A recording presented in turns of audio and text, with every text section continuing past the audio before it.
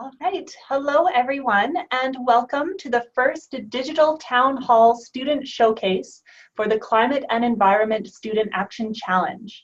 My name is Catherine Medimski, and I am the lead for the Student Action Challenge, and I'm your MC today. So I know that this is a very busy time of year for students and teachers, so I would like to start by thanking you all for taking the time to attend this event. Please note that we are recording this session so that everyone who is unable to be here today can watch the session at their convenience. So some Student Action Challenge project teams are on environmental field trips or attending other events for Environment Week, so we will be sending out a link to a recording of this session. We are joined today by the Honourable Shannon Phillips, Minister of Environment and Parks, and the Minister responsible for the Alberta Climate Change Office. And she is joined by the Honourable David Eggen, Minister of Education. I would now like to invite Laura from Highwood School to introduce the ministers. My name is Laura and I am a grade 4 student at Highwood School in Calgary. I would like to introduce the Honourable Shannon Phillips. Minister Phillips has led the government's new climate leadership plan. Whenever she has time, she loves to relax in her garden in Lethbridge. I would also like to introduce the Honourable David Eggen. Minister Eggen was a teacher and he taught in Canada, Thailand, and Zimbabwe. Now he's the minister responsible for all of the schools in Alberta. Hi, Laura. Hi. Well, thank you, Laura. Oh, sorry, it looks okay. Go ahead. Okay, is my audio on? Yes, good? Your audio is on and ready to go. Okay, well, thank you, Laura, for that introduction. Thank you for joining us online to celebrate Environment Week and to showcase all of your great projects with the Student Action Challenge. As the Minister of Environment, I'm responsible for ensuring the long-term health of our air, our land, our water, all of our wildlife, and our fish as well. Students and our environment are two of the province's most important resources. And we designed the Climate and Environment Student Action Challenge to provide young Albertans with the ability to undertake school-based projects that minimize our effects on the environment and reduce our emissions that cause climate change. So good job, everyone. Hi, everyone. As the Minister of Education, I'm very inspired to see all of the creative work of students across the province. I'd like to take a moment to introduce all of the winning schools who participated in the 2017-2018 Students Action Challenge. When you hear your school name called, if you could give us a wave and a little cheer, that would be great. So first from Calgary, and Laura, you can lead this, Highwood School. Highwood School. All right. Okay, that's good. You guys ready? From Calgary as well, Robert Thirsk High School. Robert Thirsk High School, do we have that today? No. How about the W.O. Mitchell Elementary School? What a cool name. How about the Career and Technology Center? Do we have them on? Hello. All right, and then up in Fort McMurray, we have the Fort McMurray Islamic School. I just saw them. Schools that are not able to join us today, but they will listen to this as a recording, include Collingwood Elementary and two projects, Arbor Lake School. West of Calgary in the foothills, we have Red Deer Lake School. And then moving past north to Edmonton, we have Redwater School as well. Thank you. Well, thanks everyone, and it's great to see that despite, we have some long distances in our province, it's a big place Alberta is. We can find ways to connect, to share our ideas, take action, and protect our environment. This year, we awarded about $9,000 to support 10 projects that were created and implemented by students. I was inspired by the quality of all of the projects and the stewardship ethic demonstrated by students in their classrooms and the leadership by their teachers from across Alberta. It was a difficult choice to narrow the projects down to those selected this year. The diverse and thoughtful ways that students all over the province responded to this challenge was really outstanding.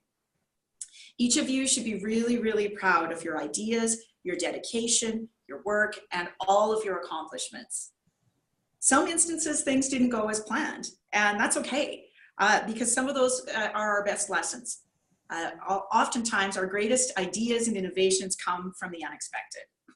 What's important is that each one of you joined more than 1,000 of your student peers and put forth your best effort and commitment towards making changes that will be better for our air, land, and water. So we want to share with you now a video that showcases your projects. Enjoy.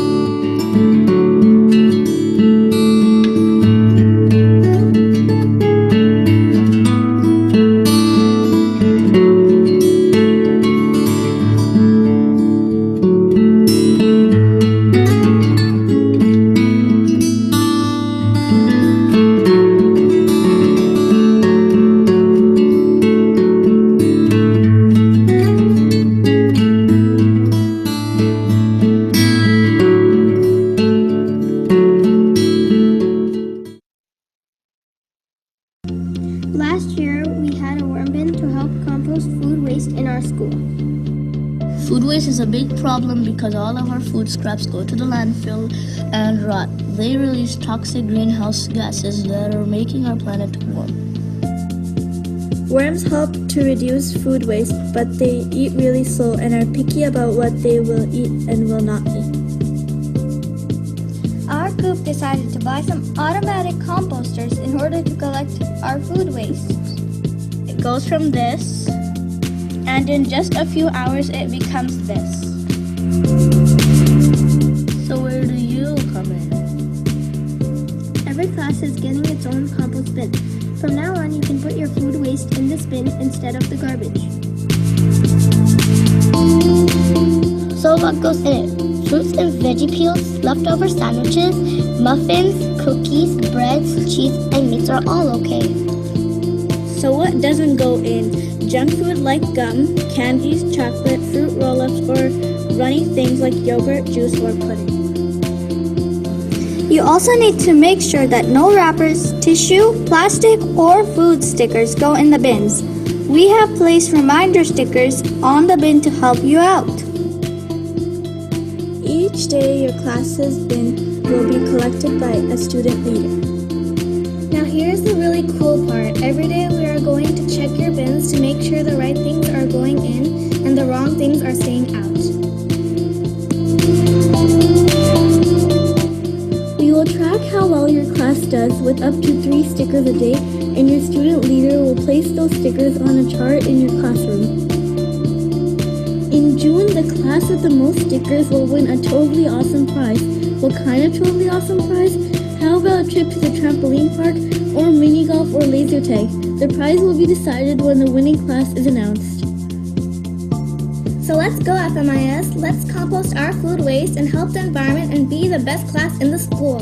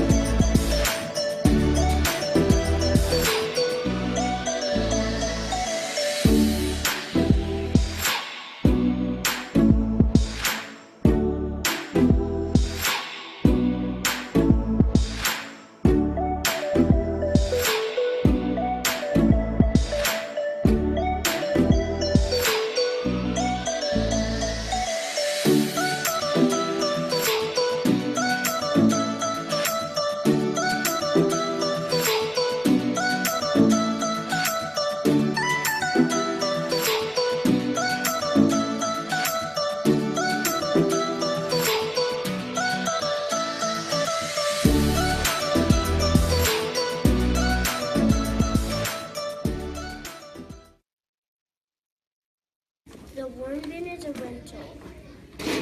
Well, don't overfeed the worms or else they'll get too fat. The worm bins don't like citrus. Don't make loud noises because if you do, it'll scare the worms, and when you scare the worms, they will break dance or play dead.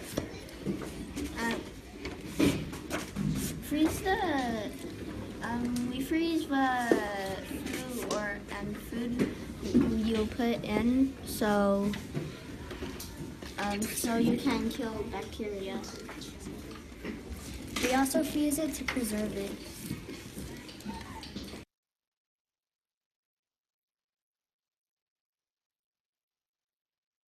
Yeah, yeah, Alberta. Yeah, yeah, Alberta. Yeah, yeah, Alberta. Yeah, yeah, Alberta. Flatlands, rolling plains, clear blue skies, prairie rains, tapestry of colors in fall. Snow-covered mountaintops, wheat fields, canola crops. Alberta has it all. Yeah, yeah, Alberta is calling me.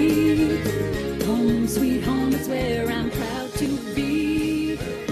Alberta is calling me. I am very excited and passionate about this project that we're doing because it's like we finally get to build a garden with the whole school included in this project. yeah, yeah, Alberta. Yeah, yeah, Alberta. Yeah, yeah, Alberta. Yeah, yeah. Maybe coming up with ideas of what we should do for our action plan. And just from the start, it was a bit difficult, but it was worth it. Well, putting all of the dirt in the buckets and getting them in, it took a while to fill up the garden. And also getting the project started took a long time. What do you think we could take with us from this year's leadership committee to the next? We could take all of our cooperation, participation, and a lot of our hard work and all our good spirits, because this year has been really good. Mitchell, a great place to grow. Yeah, yeah, Alberta. Yeah, yeah, Alberta. Yeah, yeah, Alberta.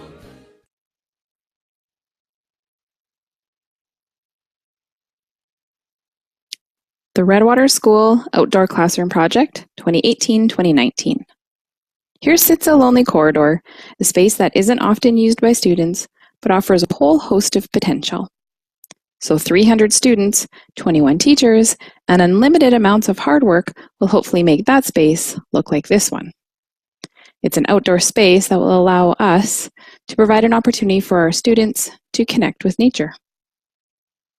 This is a whole school project where our elementary students, our junior high science, and our high school science students will be using this space to perform all sorts of science experiments. Our high school construction have built recycle bins and a shed and benches.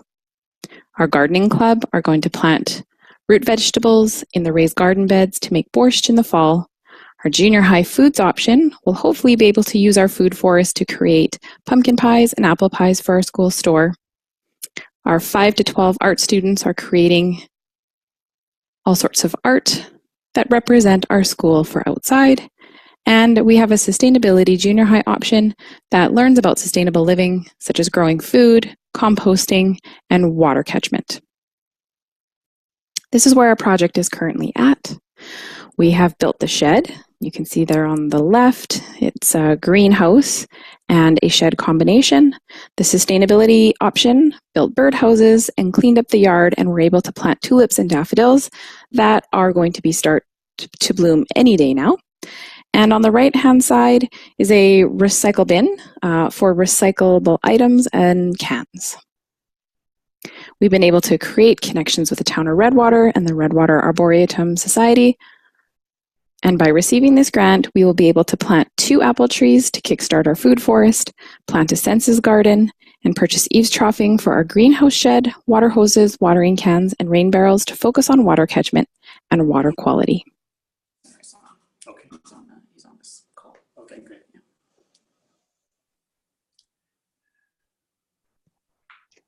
All right, and over to Minister Phillips and Minister Eggen. Well, thank you. Those were really some amazing projects and great work, everyone. Lots of creativity there. It was great to see how the Red Deer Lake School found ways to increase their biodiversity by making their school a more welcoming place for Native species. And I also want to highlight the efforts of the students joining us from Fort McMurray Islamic School. Hello. I was just there on Monday, and I got to see their composting project firsthand. So great work, everybody. Nice to see you again. Prior to the launch of their school-wide composting project, Highwood Elementary School, hey there Highwood, was one of the schools that produced the most waste per student in the entire Calgary public school system. But today, as a result of your hard work and your teacher, Zufang, the school has become the 3rd lowest per capita waste producing school in the city. Congratulations on that tremendous accomplishment, everyone at Highwood. That's just one of the many, many successes that we've heard about. Many of these projects have long-term benefits that will make your schools better places for years after you've graduated and also teach you really important skills as you go through life. Thanks, Shannon. I've heard that Robert Thirsk High School's vertical garden will be used in years to come to continue to support Meatless Mondays to help provide locally grown fruits and vegetables. And beyond these immediate results, and perhaps even more valuable, are the things that students have learned about the environment, about climate, and about the fact that an individual work together as schools can make a huge difference. The environmental challenges that Alberta will face in the coming decades will be ones that will require creative solutions and leadership from young people. Looking at what each of these classroom projects has accomplished gives me a sense of hope for the future of this province. I look forward to what we can accomplish together in the years ahead. For those continuing on with their schooling, we hope to hear from you again next year. Congratulations once again, and thank you for making this first year of the Climate and Environment Student Action Challenge a huge success. I understand that there are some students who participated in this year's challenge that now have some questions for us. So we are waiting. Ooh, this is exciting. Hopefully have some answers. You never know. All right, so we do have some questions for you. And our first question comes from Liam at W.O. Mitchell School. So Liam, what is your question? How is Alberta going to prevent global warming? Well, thank you, Liam. And, scientists tell us, we know that the weather is changing, the climate is changing, and as CO2 gets trapped in the atmosphere, the Earth is getting warmer. That doesn't mean to say that it is going to always be warmer in the summertime. What it means is that storms will become more frequent and severe. You might get more drought. In some areas might get more snow. Other areas might get less.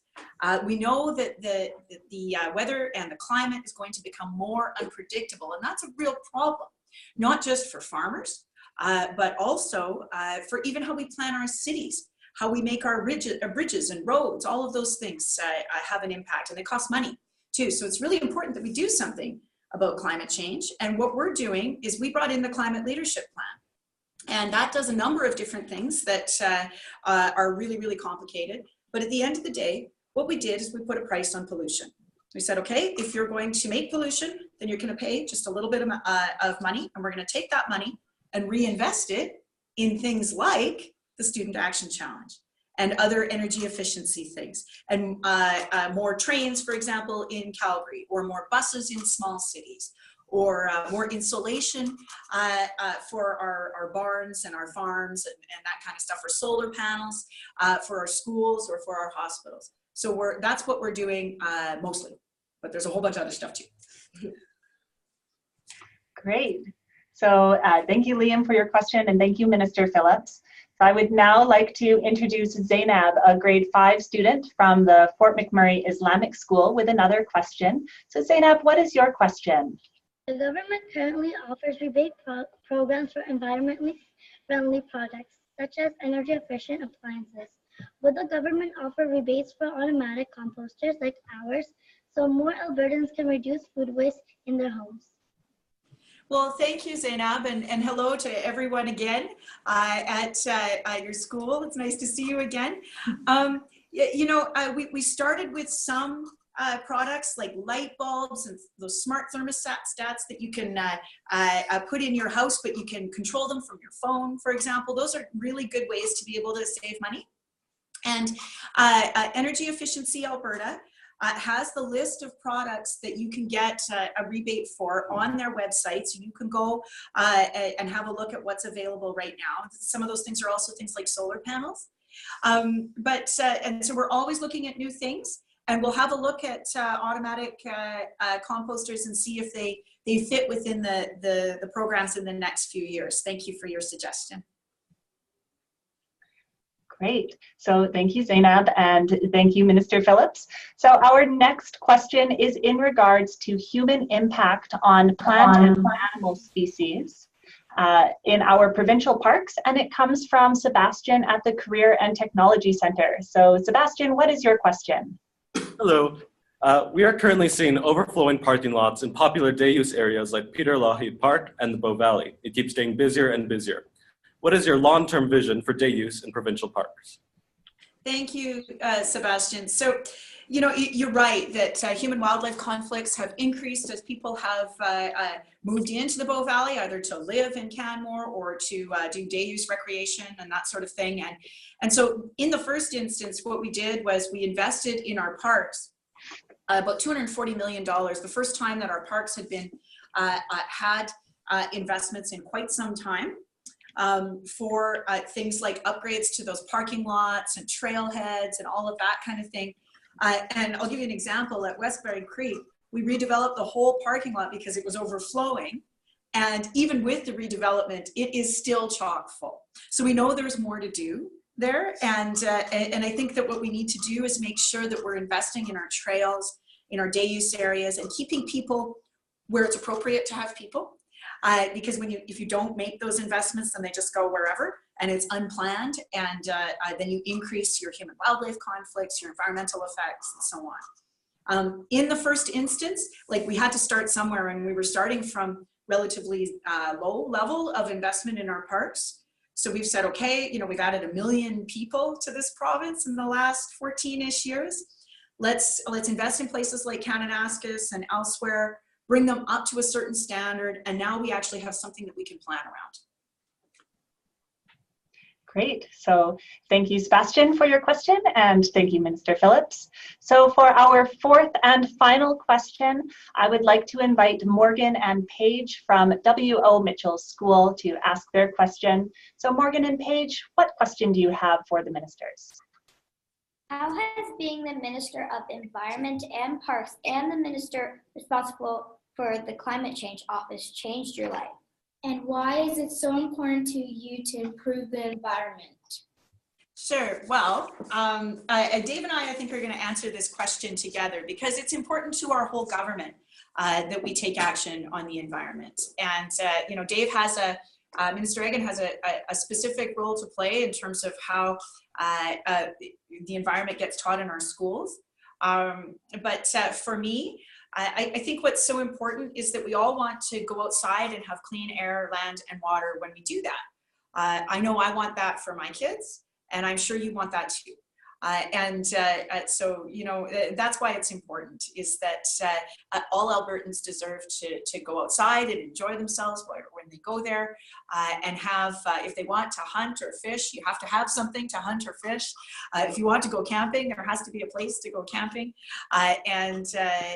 We all want to take action on climate change because we know how serious it is, and I know you know that too. So I think that's why it's important. And Dave, you want to talk a little bit about it? Well, sure. No, I'm very excited to see initiatives like this, and it's a chance for young people and teachers as well to learn about the importance of looking for different energy sources. In all of the new schools that we're building, for example, we're putting solar panels on the roof, and people can look, and kids and teachers can look in real time to see the energy that we are actually generating from the roof. And so that's just one small example, but again, I share Shannon's sentiment. I mean, we're both parents as well, and we want to make sure that we have something for the next generation that is as good as what we have here now and better for the province of Alberta. We're a very young province, and education is the best way by which we can move forward to not just fight climate change, but actually build new forms of energy and to build a better quality of life for everybody. So yeah, it's exciting, and there's not a better place to do it than in schools, as I can see here with the challenge and how much fun we've had with this whole thing. Great. Well, thank you, Paige and Morgan, for your question. And thank you to both ministers for your thoughtful responses there. So with that, that's all of the questions that we have today. And I'm wondering if either minister has any final remarks that they would like to share before we end the session. Well, I hope everybody's learned a lot, and I just want to thank all of your teachers that helped you with these programs as well. Our schools are wonderful places, not just to learn, but as a center for community. And what I would challenge you to do now is to make sure that you go out and teach all of the wonderful things that you've learned to your parents and to your siblings, and just talk about it in your community. Some of these gardens and so forth that you've produced, and ways by which you can reduce trash and compost and so forth. You can use those same systems in your everyday life back at home as well. So I challenge you all to not just be students, but to be teachers and leaders in your community, and help to not just fight climate change, but to build a better community for everybody. Well, thank you, Dave. And thanks to everyone with all your fabulous projects. You are changing the world, you know, one action at a time.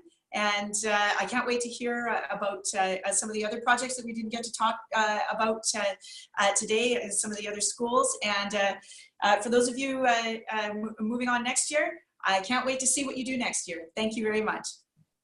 Thank you. Great, thank you. And so with that, I would like to thank you all again for your dedication to Alberta's environment and students. And a huge thank you to both Minister Phillips and Minister Eggen for joining us here today. So congratulations to all of the students and teachers who were involved this year on the successes of your projects. And I look forward to seeing the applications that are submitted next year, and to seeing continued environmental education and innovation in everything that you do. So have a great Environment Week, and thank you again for attending, and we will now end the session.